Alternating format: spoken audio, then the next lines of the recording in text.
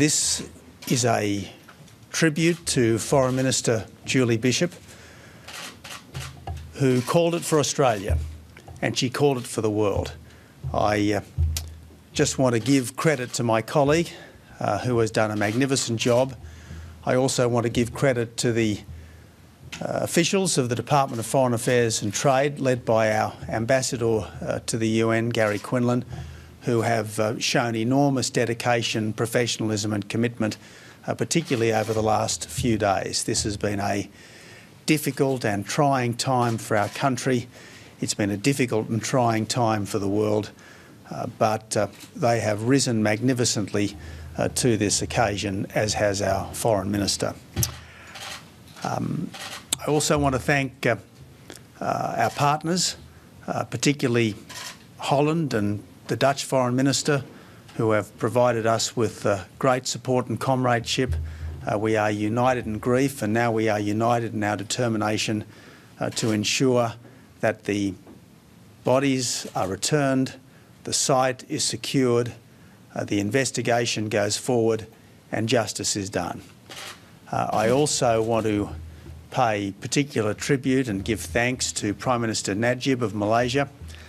I've had quite a lot to do with Prime Minister Najib over the last few months. I respect him as a colleague and as a friend, and he deserves our gratitude for the way the leader of his military mission to the Ukraine made his way to Donetsk through a very difficult and dangerous country, spoke to the self-styled Prime Minister of the Donetsk People's Republic and secured an agreement from that individual for the release of the train with the bodies and the black boxes.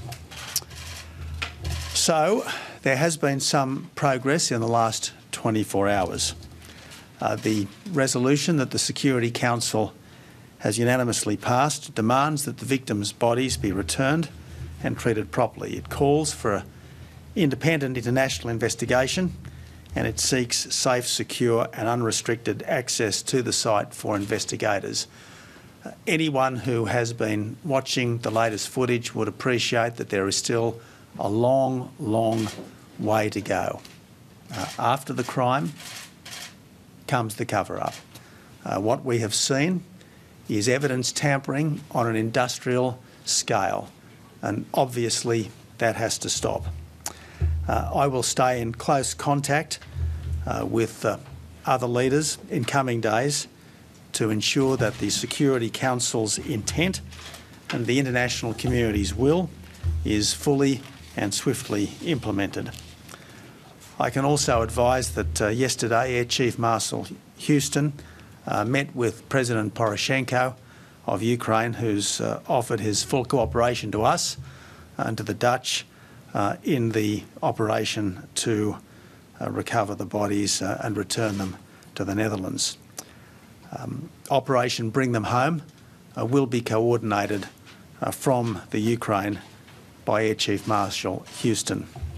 Operation Bring Them Home includes consular officials in Ukraine and the Netherlands, Australian federal police officers, including disaster victim identification experts and forensic experts, both on the ground in Ukraine and in Holland, air safety investigators, and there is a C-17 military transport aircraft that will arrive in the Netherlands later today and which will be involved in returning the bodies from Ukraine to Holland. Our understanding from the Ukrainian government is that the train carrying some 280 bodies is travelling towards the Ukrainian government-held town of Kharkov. It's expected to arrive sometime after 8:30 a.m. tomorrow, Australian time, but there are many uncertainties in this because of the security situation in the eastern Ukraine. Once the train arrives in Kharkov, the bodies will need to be prepared for transfer. Our officials, along with the Dutch, will be closely involved in this process we want it to be conducted as swiftly and as professionally as possible. The bodies will then go by air to the Netherlands. Australian and Dutch forensic and disaster victim identification experts are standing by to receive the bodies in Holland. Again, I need to caution that this is necessarily a painstaking and methodical process that will take some weeks. As frustrating as this is, we do have to get it right. It would be terrible to compound families' grief by risking the misidentification of their loved ones. But I do want to stress that Department of Foreign Affairs officials are in daily contact with the victims' families. I have spoken to a number of family members in the last 24 hours. I'll be making further calls today and in coming days. Obviously, this tragedy has united Australia in grief and in support for all the families. As I'm sure you now know, the condolence book was opened in this Parliament an hour or so ago, and the community can certainly show its respect for those we've lost and for their families by signing the condolence book. There will be an electronic condolence book available on the Prime Ministerial website. The states, as I understand it, are making arrangements for their condolence books, and condolence books will be available at Australian diplomatic missions around the world. Can I again stress our objectives? To retrieve the bodies, to secure the site, to conduct the investigation, and to obtain justice. And, as I've said from the beginning here, we will not rest until this is done. Prime Minister, just to clarify, yeah, Paul? You said an Australian plane will take the Australian bodies to Holland. An Australian plane will be involved in taking the bodies from Ukraine to Holland. There is an Australian C-17 which is en route to Holland now. That presumes that the Australian bodies will be identified in Ukraine. No, it doesn't. I said an Australian plane will be involved in the transportation of all the bodies, which will be in Kharkov to Holland.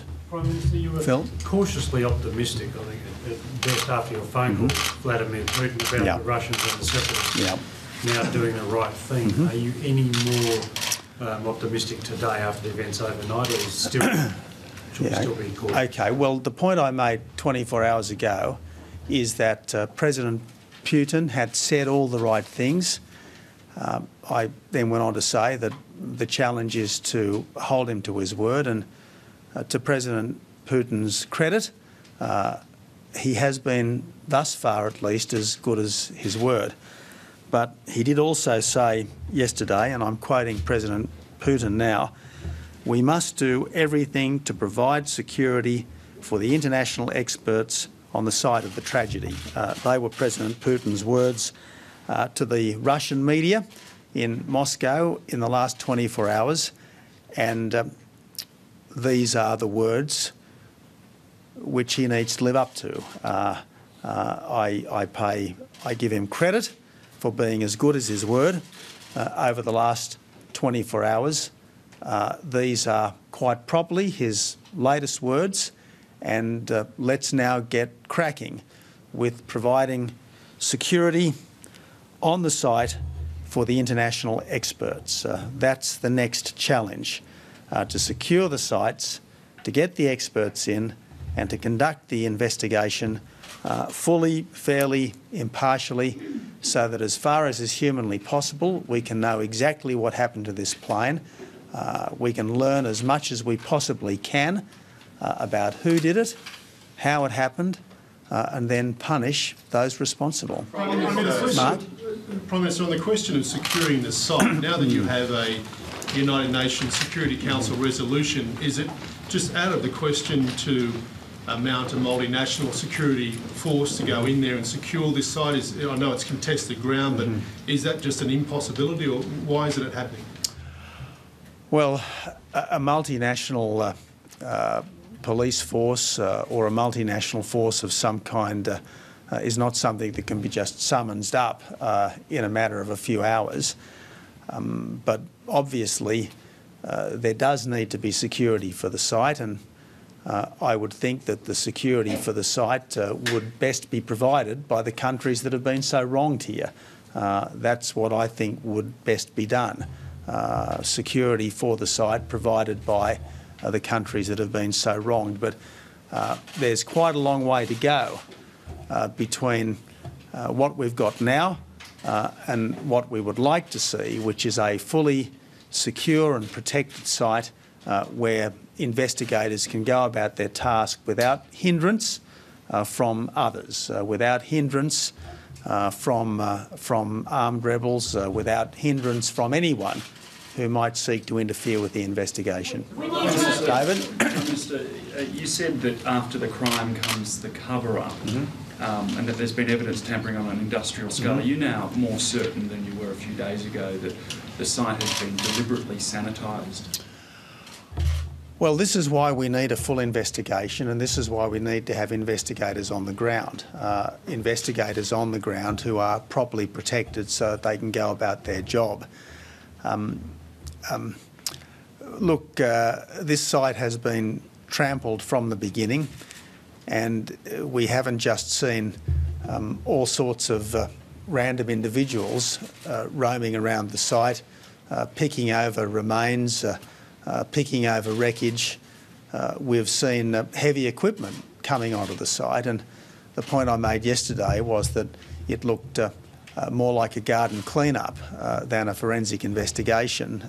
The more recent footage suggests that it's more like a building demolition than a forensic investigation, and this again is simply unacceptable. And again, though, I return to what President Putin said yesterday: we must do everything to provide security for the international experts on the site of the tragedy, and I absolutely agree with him.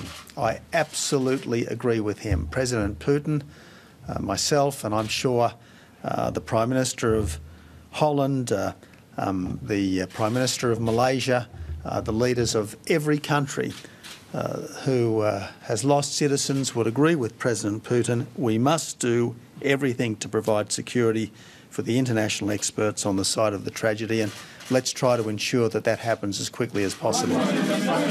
Paul? Malaysian Airlines is offering victims' families $5,000. Are you any closer to, or have you received further advice on the attitude of the Australian government to compensation? There's been some speculation over the last 24 hours about payments to Australian next of kin under the Victims of Terrorism Overseas payment scheme. I haven't got the advice I sought, but I do wish to assure Australian families in grief and in pain that we will be erring on the side of generosity when it comes to their treatment. Michelle? You said that there must be punishment for those who committed this crime. What would be the exact mechanism for punishment? Well, we need to identify people. We need to find out exactly what happened as far as we humanly can, and then we can talk about how the punishment might fit the crime. Lane? Given what you said about the tampering and the cover-up, how can you be confident that those perpetrators haven't already fled and aren't being covered up? Well, that's a fair question, Lane, but forensic experts are able to work out a very great deal indeed from even interfered with sites and tampered with evidence, and we will have the world's best experts looking at this evidence should we get the opportunity to do so. So I'm confident that an enormous amount can be learned about the final moments of MH17. I'm confident that an enormous amount can be learned about the weapon that brought it down and quite likely the circumstances under which it was brought down. Yep. Just further to Michelle's question, what would be the forum to bring people to justice, and do you see this as a war crime? Is that Again, a long way to go, so let's not get ahead of ourselves, but plainly any civilian aircraft which is hit by a military missile is, well, there is at the very least reckless indifference to human life here. At the very least there is reckless indifference to human life here. And to act with reckless indifference to human life in circumstances where 298 innocent people have been killed is a crime. It's not an accident, it's a crime. Yep, David. Who do you hold responsible for the cover-up, and do you have any fears about any Russian involvement in the cover-up? And secondly, in response to Mark Riley, you said that it would be good if the site could be secured by countries that have been wronged. Well, Australia has been wronged, Holland has been wronged. Malaysia has been wronged. Have you talked to the leaders of those countries about that idea? Yeah, look, as I detailed yesterday, I've had now very many conversations with other international leaders, and I expect that those conversations are just going to accelerate and increase in the days ahead. So I'm not going to go into which particular person I've spoken to and what was the content of the call, but obviously I have been speaking at length with the Dutch Prime Minister. I've been speaking at length with the Malaysian Prime Minister.